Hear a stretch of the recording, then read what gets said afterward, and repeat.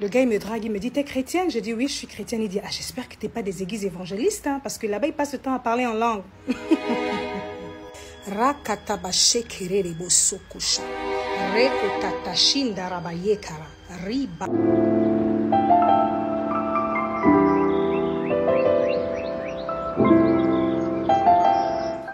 Salut, salut, je suis Annabelle, je te souhaite la bienvenue sur ma chaîne. Alors si tu es arrivé ici, n'oublie pas de t'abonner et d'aimer la vidéo et aussi de mettre un petit commentaire, ça me fera plaisir. Alors installe-toi bien. C'est une discussion, j'étais avec une dame aujourd'hui, une cliente, et qui me dit, ah, mais Annabelle, mais vous là, tu es dans les églises...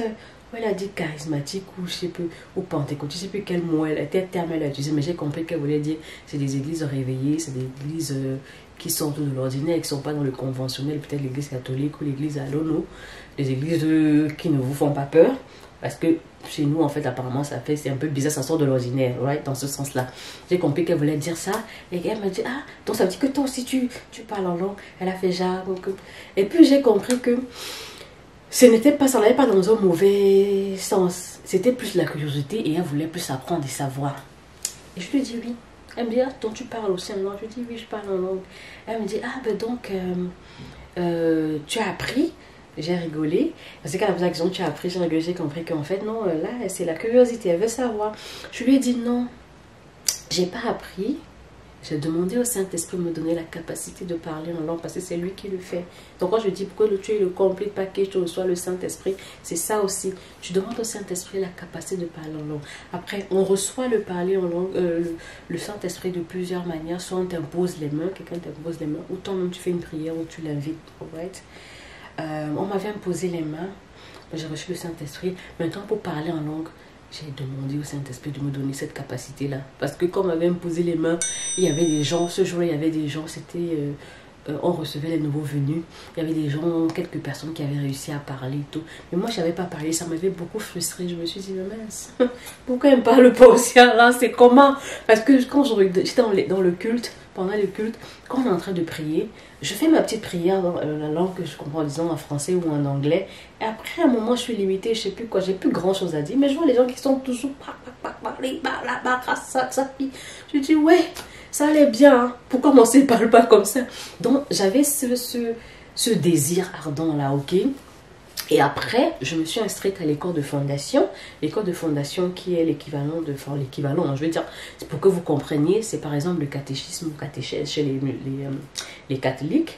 Donc, c'est des cours de fondation. Enfin, on t'apprend, en fait, voilà, ta vie chrétienne et puis le ministère auquel j'appartiens en particulier.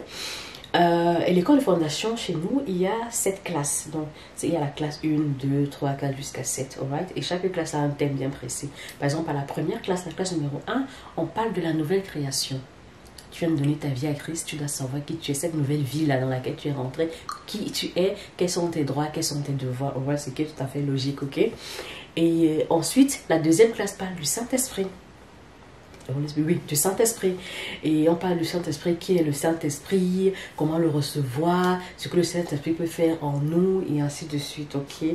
Les synonymes du Saint-Esprit. Le Saint-Esprit est notre conseiller, il est notre aide, il est notre intercesseur, et ainsi de suite, ok?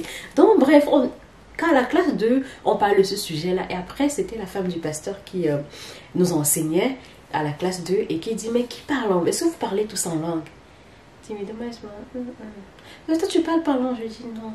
Elle dit, ah, ok, dans le temps de voir maintenant. Déjà, elle a fait une prière, on a prié pour moi, parce qu'elle me dit, je vais prier pour toi, pour que tu reçois, voilà, machin, blabla. Elle a prié pour moi, pour que le Saint-Esprit me donne cette capacité de pouvoir parler en langue, hein, je veux dire. Est-ce qu'elle avait prié pour moi? Donc, je lui ai dit qu'on avait déjà prié pour moi. Elle a dit, d'accord, maintenant le devoir, là, maintenant, c'est toi. C'est toi qui fais le blocage, ok? Donc, qu'est-ce que tu vas faire? Tu vas retourner, je te donne jusqu'à la semaine prochaine, ça c'est ton devoir. La semaine prochaine, quand tu reviens à la classe numéro 3, ok? Tu dois pouvoir parler en langue. Ça, c'était un défi. Don't try me.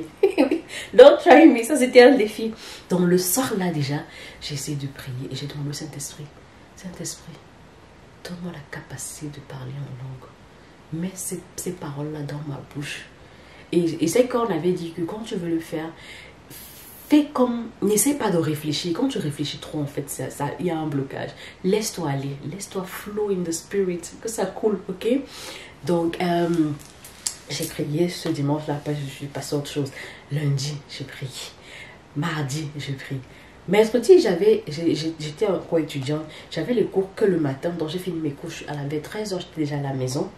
Et j'ai décidé de faire le ménage dans ma petite chambre. J'étais en colocation. J'habitais avec on était 4 dans la maison. Un garçon, il était celui qui avait la chambre en bas à l'entrée. Et puis les 3 filles, on était toutes en haut. Il y avait une directement collée à ma chambre à Biola, c'était une Nigériane. Et en face de ma chambre, comme ça, dans le couloir, c'était une Hope. Hope, c'était une Sud-Africaine. C'était des filles très gentilles. Et le gars en bas, c'était un Nigérian. Il s'appelait aussi Abiola, garçon. Donc on l'appelait la fille Abi et on l'appelait Biola. Juste pour faire la différence parce qu'ils avaient les mêmes noms. Donc j'étais dans la chambre. Je crois que tout le monde était à la maison ce jour-là. Tout le monde était à la maison. Je faisais le ménage. J'avais mis... il y a des vidéos de Pasteur Chris qui est notre président, le président de mon ministère. Une vidéo Pastor Chris praise in tongues, donc Pastor Chris prie en langue, et j'ai mis, il y a les vidéos 15 minutes, il y a des plus longs, j'avais mis la plus longue parce que j'ai le ménage et il était en train de parler, mais j'aime trop comment mon pasteur prie en langue en fait, c'est une inspiration pour moi. Généralement les gens avant de prier en langue, enfin tu as toujours un désir de vouloir être comme telle personne, right? Donc lui c'était ça, j'aimais bien. Et j'étais en train de faire le ménage et j'ai commencé à prier, à chanter, voilà, et être dans le flot. Quand le pasteur prie, ça t'emporte. Et à prier, à un moment donné, je m'entends en train de dire Ratakali, les bokosa, zadé. Je dis, ah, mais c'est qui là? Donc je pose, je dis, mais c'est moi. Et après je me dis rapidement, non, il faut que je continue parce que si j'arrête, je peux oublier. Parce que c'est un nouveau truc dont tu peux oublier si tu ne pratiques pas. C'est comme quand tu apprends une nouvelle langue. On te dit, ok, mais il faut pratiquer, il faut parler. Par exemple, si tu apprends anglais, il faut parler à les gens qui parlent anglais. C'est comme ça que tu apprends. C'est parce qu'en pratiquant, en fait, et que tu as un nouveau vocabulaire. Donc, j'ai continué cette nuit-là. J'ai fini le ménage, je me suis couchée. Dans la nuit, je continue à prier en langue. Le lendemain... Ah, c'était le maître de jeudi, je continue à prier en langue. Vendredi, samedi, j'étais pressée d'être à dimanche. Quand on arrive dimanche, je n'étais plus à mon petit niveau des petites langues là. J'avais déjà un peu développé quand même, mais c'était quand même, voilà. Et quand on veut commencer la classe 3, qui veut prier? Machin, moi. Et je commence à faire quoi? À prier en langue. Oh, shit! J'ai commencé à prier en langue. Et depuis ce jour, j'ai pas arrêté. Et mes langues maintenant, ok, ma façon de prier maintenant, ce n'est plus comme à ce niveau-là parce que j'avais peut-être, voilà, un petit vocabulaire, si je peux dire. Maintenant, ça a plus évolué et ça va continuer à évoluer. Donc, c'est ça, en fait. C'est comme ça que j'ai appris. Et je lui ai expliqué ça. Et elle était émerveillée. Elle a dit, ah ouais. Et puis, je lui ai dit que c'est tout le monde qui peut prier en langue. Ce n'est pas réservé peut-être au pasteur ou à une certaine catégorie de personnes.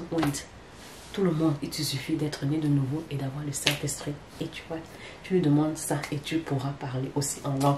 Et l'apôtre Paul même se vantait dans 1 Corinthiens 14, je pense, verset 1, 2, au début là, où il disait que il prie en langue plus que nous tous. Donc le gars se vante parce qu'il est sûr de lui. Il a dit quand tu pries en langue, en fait, tu es en train de communiquer, tu dis des mystères, ok? Mystères pour les gens qui ne comprennent pas. Et que quand tu pries en langue, tu es en train de t'édifier toi-même. Pour édifier l'église, il va falloir qu'il y ait une interprétation. Donc peut-être les gens trouvent ça bizarre parce qu'ils se disent, comment tu peux dire quelque chose que toi tu ne comprends pas tu es à l'aise avec ça. Tu peux demander aussi à avoir le don de prophétie, d'interprétation des langues, pardon. Donc interpréter ces langues-là. Voilà, il y a des gens qui ont le don pour cela. Mais même si tu n'as pas encore le don d'interpréter, quand tu es en train de prier en langue, tu es en train d'établir, d'envoyer des signaux, de codes, sound code, dans le règne de l'esprit. Et tu es en train d'établir les choses dans le règne de l'esprit. Et ta prière n'est pas limitée. Parce que quand tu pries dans la compréhension et que tu te fatigues après, le Saint-Esprit prend le relais. Et il intercède pour toi. With groanings. Comment on dit ça en français? Je vais mettre le passage là où ça me vient. Des supplications. Et tu es en train de gérer les choses dans le règne de l'esprit. Ne t'inquiète pas si tu ne comprends pas. Parce que tu n'as pas encore le don d'interprétation des langues, ok? Donc voilà, le prier en langue, c'est vraiment important parce que, comme je dis, ça t'aide en fait à intensifier ta prière. Un dernier petit truc, j'espère que je pourrai raconter ça rapidement, que ma caméra voilà, me rendre l'âme. Parce que là, la batterie est en train de se décharger. Un exemple qui me vient là. Vous savez, parfois quand on demande de prier, ok, ou bien quand tu ressens, parfois le Saint-Esprit te suscite en toi cette envie de prier, tu ne sais même pas pourquoi tu dois prier. Et quand tu commences à prier en langue, après ça te met des idées dans la tête que prie pour ça, prie pour telle personne, prie pour ceci. Et puis quand tu finis ta prière, tu en à tes occupations, peut-être la personne peut te dire, oh à tel moment, j'avais ceci, j'avais tel problème. Et j'étais dans telle situation et j'ai pu sortir de la situation. Et quand toi tu regardes, c'est à l'heure à laquelle tu es en train de prier. Ou bien quelqu'un a failli faire un accident ou un truc comme ça. Franchement, ne prenez pas ça à la légère. Ou bien ne vous dites pas que oh, c'est les choses, voilà, c'est quoi le mot là, mystique ou je sais pas trop quoi. C'est vrai. C'est vrai, quand tu pries en langue, tu es en train de faire des trucs. Et parce qu'on avait raconté l'histoire d'une dame en fait qui est en train de rouler et rentrer chez elle. Et puis elle a eu vraiment de urge, cette envie pressante là de prier en langue. Elle a commencé à prier, mais elle était en train de conduire, elle avait peur de faire un accident. Elle s'est garée, elle a déversé son parler bakasata zigala mandele bosi qui a bakashun salalahi rate poko si kaya bakashun elle a oh la lelebo satakayaman zelelehi abakashete keleba deba sekele boko satakaiga ba sekele boko se lanteli abakashun sakayabakasi. Elle s'est laissée en fait, elle a versé tout en fait. Et vous savez, après elle a eu ce sentiment de paix, de légèreté. Elle a repris sa voiture, elle a nettoyé ses yeux, elle a continué à rouler, à rentrer à la maison. Elle arrive chez elle, toutes ses affaires sont dehors. Comme si quelqu'un était en train de déménager. Genre, on avait posé des affaires pour déménager. Mais qu'est-ce qui s'était passé? Il y avait des voleurs chez elle qui étaient venus, qui avaient porté les trucs, avaient tout mis dehors. Hein. Il fallait juste mettre dans leur camion et partir. Au moment où elle a blast en langue, là, où elle s'est déversée dans les langues, là, parler en langue et tout, ils ont senti comme un feu, quelque chose qui les a fait fuir. Et ils sont partis en courant. Ils ont tout laissé là comme ça. Toutes ces affaires étaient là, là dehors. C'est ça, le pouvoir du parler en langue. Alright? Sur ce, je vous aime. Alors, n'oubliez pas de mettre un j'aime si vous avez aimé la vidéo, bien évidemment. Un petit commentaire, ce que vous pensez, votre expérience, aussi d'autres questions, pourquoi pas. Et n'oubliez pas de vous abonner surtout, de partager. Et on va se retrouver dans une autre vidéo. Ciao, ciao!